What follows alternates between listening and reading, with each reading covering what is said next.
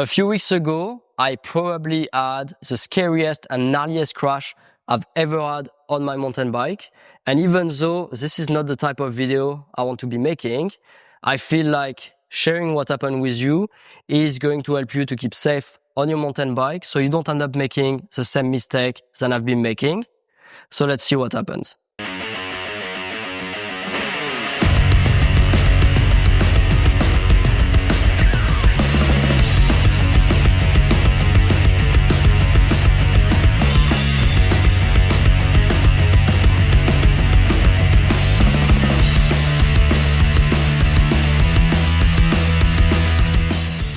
Before looking at the crash and the aftermath of the crash, we need to look at the week prior. So I ended up flying to Arizona to go and ride in Sedona. Sedona is an iconic place for mountain biking. The scenery is incredible. And for me, as a professional mountain biker, it's always a great location to shoot some content. So I fly down there with Saris, which is my bike rack sponsor. They wanted me to support the launch of the new Edge bike rack that just had come out. So when I get there on Wednesday, I drive to Sedona, super excited. I put my bike together and I go and ride the white line. When I get there though, I realize that it's actually quite wet and slippery because Sedona got some rain prior to me arriving and the forecast is not looking good for the rest of the week. Johan Barelli and I make the plan to wake up early on Thursday morning. And if we got some rain at night, obviously we are not gonna go and ride. But because when we woke up, it hadn't rained, we thought that this was gonna be our opportunity to ride as much as possible before the rain and the snow comes in. So we meet up early and we go and ride the white line, which was fairly dry, but still a little bit slippery. Then we pedal to Highline and we ride the new sanctioned trail called Hardline, which is one of the most progressive trail, if not the most progressive trail in the United States. I had ridden the trail prior to it being sanctioned with natives, and I wanted to show it to Johan. So we get to that really iconic feature that's basically straight down a natural canyon. It is insanely steep. It is really tall, extremely pretty. It's located by Cathedral Rock, and it is just so unique. Johan and I are absolutely loving it because that's the type of riding that we really enjoy. It's steep, it's gnarly, it's all about braking control. So I actually encourage you to check out the videos that I've done with Johan. I posted it on the channel a couple weeks ago. So as always, I walk the line, study the line, and I do my first run going really slow, and then I pick up the pace. Second run, I go a little bit faster, and third run, Johan gets an iPhone clip of me, and that's actually the clip I posted on social media. People were really impressed with the speed, but to me, that was about 75% of what I could do. So I went back up a fourth time, and I filmed it with my GoPro. And this time I rode really fast. I treat that just like a World Cup racer will treat a race run. You first do track walk, then you do practice, you increase the pace to hopefully ride at 100% when it's time for finals. So that's kind of what I did. The reason why I push myself like that is because I'm a professional mountain biker. I get paid because I provide viewers and partner the best riding I can. If I ride at 75%, I will not have the sponsors and the audience I currently have. And I guess I'm competitive with myself. I always want to pull out the best content I can. And if I ride at 75%, I simply will not be happy. So I was really happy with my GoPro clip. I felt like this was the fastest you could ride this line. And I was stoked on it. Only issue, I didn't have a good iPhone clip of it. So by iPhone clip, I made like a third-person shot. So basically, you are filming me, so you can have a view, a different view from the POV shots. Following that, we finish the ride, and then it starts raining. And then the snow comes in. So my dreams to go back and ride again hardline were pretty much gone. But on the Sunday, The weather is actually really nice. The snow is completely melting and it's drying really quick. So I was flying on Monday morning. So the Sunday afternoon or Sunday night was actually my last chance to go back and ride the hardline. To ride this section, you want the rock to be dry. When I did it on the Thursday with Johan, it was a little bit moist on some places, but overall the conditions were pretty good. It was still cold, causing the rubber of the tire to not be as sticky as when it's warm, but we still had pretty decent conditions. On the Sunday though, I went back to hardline and I saw Johan. Johan also wanted to ride with a higher pace than he did in the past. But we look at the line and I told him, you know what, Johan, it's not worth it. It's going to be more slippery than when we did it. Johan does a run in and he's like, you know what? I don't need to redo it. You're right. It's going to be a bit more slippery. So we called it off. Spent some time doing some product shot, doing some other type of riding. And then I look again at the line and I'm like, you know what? I really want to do that. I feel like I'm not happy with the clip I currently have and I want to really step it up. So I got the photographer and the filmer in place and it's a very long run-in. Normally what I will do is that I'll do a practice run just to check out the grip, make sure I know the line, and then go back up and increase the speed. But it's such a long hike to the top that I decided to skip this part because I had done it a couple of days ago and I was confident with the line and the approach. I went straight for it. Obviously, it's a huge mistake. I should have never done that. But I don't know why. I did it anyway. So I start lining up.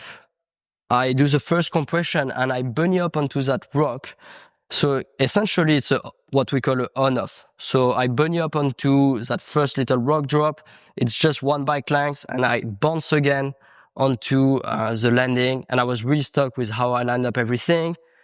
I start braking and the rock was more slippery and I knew it was going to be more slippery, but I thought it was still going to be very manageable. I corner, I feel completely controlled. I was feeling really dialed on the bike. And when I get to the steeper section, just before the compression and the last bit, that's basically vertical, I realize that I'm not slowing down. Whereas before I could come in at the same speed and then lose a bunch of speed for the last compression so I could roll essentially the drop. You do not want to take off on that last drop. You really want to keep your wheels on the ground. Because it's so steep, if you end up jumping, you jump basically 15 feet to flat and there's no way you could hold on to the bike. So when I came in and I realized I'm not slowing down, I switched from, okay, I want to ride that line properly and safely to how can I do to get the least hurt possible. So worst case scenario would be to get bucked and go OTB. So that'll be absolutely terrible because essentially I will be landing on my head from 15 to 20 feet tall, plus carrying all the momentum from the start of the canyon. So my strategy was to take on the impact, bounce, and make sure I land both wheels together. That way the bike is going to kill some of the momentum, the suspension are going to take some of the impact. And even though I may still crash, the impact is going to be much less gnarly. So that's what I did. I tried to control speed as much as I could and kind of let go the brake onto that little bump. But the impact was so hard that my right shoulder actually dropped a little bit. I was doing really well with my legs and my arms. I activated my core. I took the impact properly, but I injured my right shoulder several times in the past. So my right shoulder is always a bit weaker than the left. And if you go frame by frame on the iPhone clip, you can see I take the impact perfectly. And at the very end, my right shoulder just drops a little bit, causing me to jump sideways. Because I land sideways, I have no chance to hold on. My right foot unclips, I collapse on the bike and I just hit the ground super hard. I hit my shoulder, my lower back, my hip, my femur. My head took a really gnarly hit and I was able to stand up right after the crash. But it was one of the scariest moments of my life, because when I realized I was gonna crash, I really thought about the worst. So in terms of injury, I hit my head super hard, but fortunately, I didn't really have any concussion symptoms. I felt dizzy less than 5 seconds, but it could also be the adrenaline rush. I definitely would have got a concussion, but I felt extremely lucky. This helmet right here, Specialized Tactic, unfortunately has saved me too many times. Obviously, I get a new helmet every time I crash, but this helmet has done a fantastic job. I can't thank Specialized enough for making that helmet. It is rated as one of the safest helmets on the market. It's got the MIP system. It's done exactly what it's supposed to do. Obviously, there is some marks. It's cracked, and the MIPS has totally moved inside the shelf of the helmet, which is what it's supposed to do. The MIPS helmet, or the MIPS system, I should say, is there to help the helmet to rotate on your head, so that way that moves the forces away from the brain. And that's exactly what it did. So if you're interested in getting a new helmet, make sure you check them out. The Specialized Tactic is currently 50% off on Jenson USA, and Jenson USA has all the Specialized helmet I use. So Dissident 2 for downhill, as well as the Ambush. So they've got some crazy deal. So there's a link down below. Make sure you check it out. In terms of other injuries, I hit my bike really hard, especially the size. I was actually riding the new Youthway Race Pack 2.0, and the bag sits on my upper back, and my upper back was completely fine, mostly because the backpack took some of the impact, and the water bladder really helped to protect my spine. But where the backpack stopped, which is my lower back and hip, I impacted, and I've had a massive hematoma. But I was able to walk, so I knew that nothing was broken, and I wasn't concerned for my spinal cord, since the pain was coming from the side.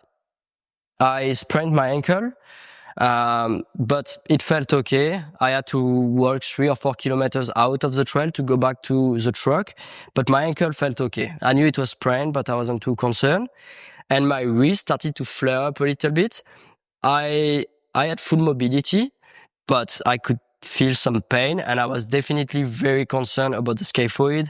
If you've broken the scaphoid, you know that it's that little bone around here in the wrist that takes forever to heal and can cause pain long term. So I was worried about that, but I knew that everything was stable, so I didn't have to go to the hospital that day. I chose to go to the hospital in Canada, which is where I live, just to make things easier. And I ended up having a very small triquetral fracture, and this was caused by the ligaments pulling out a piece of bone, so it's called an avulsion fracture, and I actually did the same on my ankle. I got very lucky. It healed super well. I was able to start skiing 2 weeks after. I could trail run 2 weeks after without any pain or limitation, and it has been 3 weeks and 3 days that I'm filming that video right now, and yesterday was my first time actually using my wrist properly, and I went riding dirt bike. I rode my enduro moto simply because it is much softer on the wrist than a mountain bike, so I thought that'd be a good test. The reason why is because the fork's got much more travel than a mountain bike. It's got 300 millimeter of travel. You are higher, so there's much less stress on your wrist, and my wrist felt 100%, which I'm really stoked on. The ankle is not bothering me anymore, which I'm super happy about. And the only thing is really the hematoma that takes some time to heal up, but every day is getting better. So now in terms of plans, I actually just came back from Vancouver, Washington. I went to see Propane North America for the opening of their new headquarters. I'm putting some footage right now. If you have a chance, go check out the new showroom. It's awesome. I was supposed to go on mountain bike there. I chose not to take my mountain bike just to give a few more days to my wrist to heal, but I took my gravel bike. And in terms of plans, I'm actually going to Vancouver Island tomorrow to check out the Noble headquarters and get a ton of riding around Cumberland, but also Victoria. So that's gonna be really cool. Now, a couple more things I want to check before we read some of the comments I got on social media from posting the crash. I talked about my helmet doing a great job, the backpack protecting me. Quick word about my knee pads. I was running the O'Neill dirt knee pads, and I did impact my knee on the ground, but fortunately the knee pad didn't slide. They really protected, so that was awesome. As always, before we move on to reading some of those comments, which are extremely funny and entertaining, as you know, I've started a podcast. There is a new channel. It's called Breaking Down the Line. I've already recorded the 3 first episodes, and now there is much more coming. So make sure you check it out. There's a link down below. Every time you listen, subscribe, leave a comment. It really supports. So thank you so much for that. So let's check out the comment section from the video of the crash I posted on my Instagram. The video got 6 million views, and the comments are extremely entertaining. Enjoy. Nonsense. I'll agree with that. Yard sale. You're not wrong. Bro, what did you expect? I actually expected to crash. I visualized myself going way too fast, getting out of control, hitting the ground super hard and getting hurt. And I'm stoked I managed to achieve what I had pictured. Bro, I ride moto and your suspension was too soft. Thank you, Ricky Carmichael. I think it went too fast. No shit, Sherlock. Your tire pressure was too hard, causing you to lose grip. Actually, no. I had 22 psi on the back, 20 psi on the front, on a set of Maxxis, double down casing, Asagai front, DHR2 on the back, 3C max grip. This was the ideal setup. It gave me a bunch of support as well as maximum traction. You know, sometimes you can't blame the equipment and you have to blame the rider. Stop blaming the traction. Your lack of skill was the issue. Pretty harsh. Crazy, stupid, egotistical reason for doing that, all for the camera, eh? Well, when it's your job and you take your job very seriously, you have to really commit to it. And I think I've done exactly that, maybe a little bit too much. If the bike is reacting this way, it's not the right bike for it. I mean, for Sedona, a 160, 170mm travel bike, mullet is a pretty ideal setup. It's a bike that I ride basically every day. It's my proprietary. Geometry, suspension, everything was really dialed. You know, the only thing I wasn't dialed was going this fast down something that's not rideable this fast. Loose from the start. I can't believe it took that long to fall. That was a bit more that you could chew up. Pretty harsh once again. I feel like, you know, that's a bit harsh really. I did ride at the same speed on the GoPro Max clip. Only difference is that the rock became a bit more slippery. No full face helmet, gloves or chest protector. So for the gloves, I normally ride with gloves. I simply forgot them. Chest protector, when I ride my downhill bike, I ride the O'Neill split protector. And when I ride the bike park, I always have it on. But when you ride in Sedona, you have to carry a backpack with hydration. You have to pedal for long hours. It's really difficult to ride with a chest protector and a full face helmet. You know, you see this section of trails that's really gnarly, but everything else is fairly easy. So sometimes you have to see if it's worth it to take your full face helmet. Obviously, I wasn't planning on crashing, so I thought I would be fine with my small helmet. Totally worth it. It was absolutely worth it. I'll do it again without hesitating. No, of course, I feel like this should have never happened because I should have been smart enough to see all the red flags and simply not do it. But guess what? I still have done it, and obviously I regret. And that definitely taught me a lesson. Next time, I will stay away from that type of behavior. Is this comedy? It sure does not look in control anywhere in this pretty straightforward section of trail. That section of trail is not that straightforward, if you ask me. Actually, very, very few people have ridden it. And I felt that I was in perfect control until I got bucked. Even when I started to slide, I was completely in control. If you look at World Cup racer, Loic Bruni, Jackson Goldstone, Aaron Gwyn, they don't always look in control. When you push the limit and you go as fast as you can, you don't always look like you perfectly control. You don't want to skid, but sometimes you have to. I think he went too fast. Goody ass wheel size. Can't even tilt back and forth. Pretty confident that's a BMX rider that rode that, but my bike is a moderate setup, 27.5 on the back, 29 on the front. I'm pretty confident this is your ideal setup to ride on steep and gnarly terrain like this. Arrogance should never be bigger than talents. If you consider me arrogant because I went fast down a rock slab, I guess we'll disagree on that. What tires did you have? Do you think other tires would have been better? That's a good question.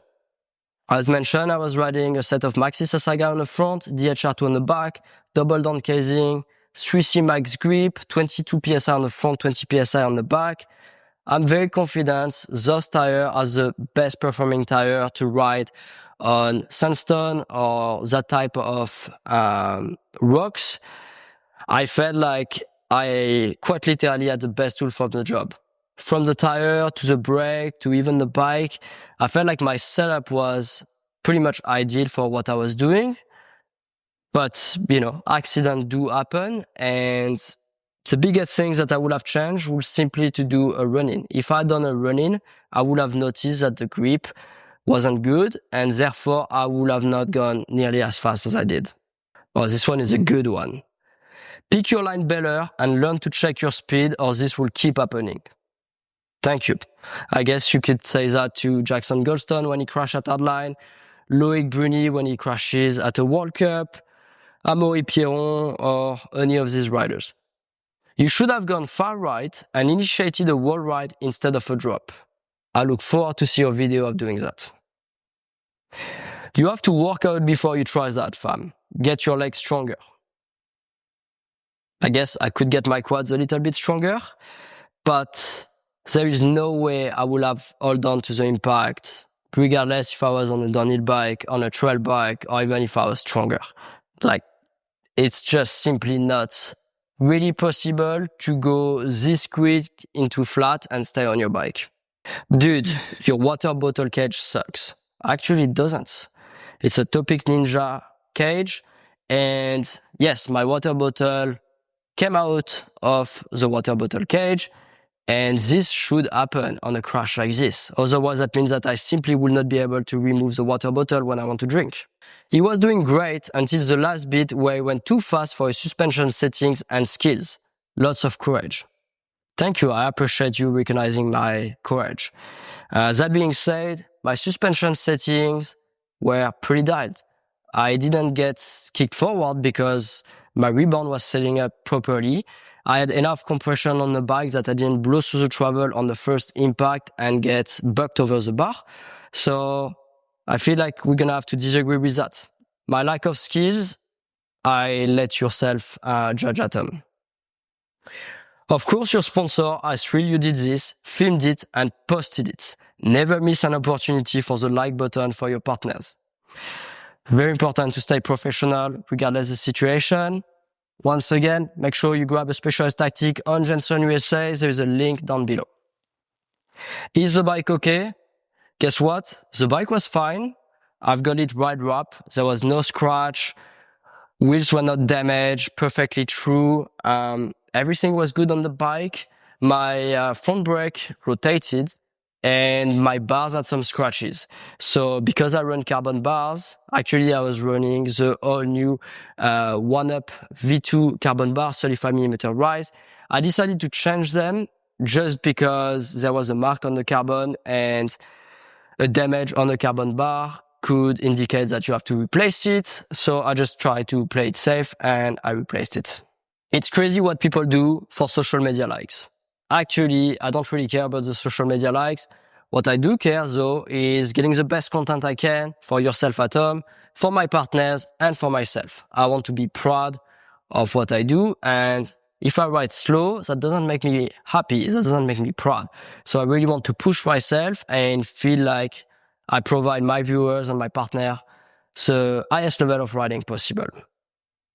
The guy must go balls deep at everything. I will not comment on that.